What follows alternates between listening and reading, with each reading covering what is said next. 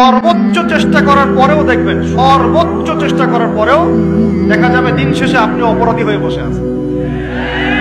আর আমি একটা লেকচারে বলেছি না, পুরুষ মানুষ বোকা। পুরুষ মানুষ কেন বোকা? কারণ সে সবাইকে খুশি করতে চায়। সে চায় মা সুখে থাক, বোন সুখে থাক, স্ত্রী সুখে থাক, যদি আরো স্ত্রী থাকে ও সুখে থাক, সন্তানরা সুখে থাক, সবাই ভালো থাক। এবং তাদের ভালোর জন্য তারা কত কষ্ট করে, দিন রাত ডিউটি করে, অফিসে যায় আসে, জ্যাম ফেস করে, মানসিক প্রেশার নেয়, শারীরিক প্রেশার নেয়, তাই না? অথচ এই কষ্ট কিন্তু মহিলারা বোঝে না। বোঝে? সবাই বোঝে না। আছে অনেক ভালো স্ত্রী আছে, কিন্তু সবাই কিন্তু বোঝে না। মনে করে যে পুরুষ মানুষ মনে হয় ভোগবাদী, খালি মেয়েদেরকে ভোগ করতে চায়। অথচ সবাইকে সুখে রাখার এই চেষ্টায় একজন পুরুষ দিন শেষে নিজেই সুখী হয় না। বহু পুরুষ শেষ বয়সে গিয়ে একাকিত্বে ভোগে, একা হয়ে যায়।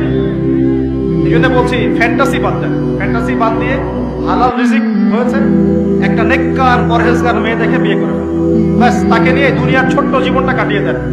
আর জান্নাতে তো হুট করে অপেক্ষা করছে।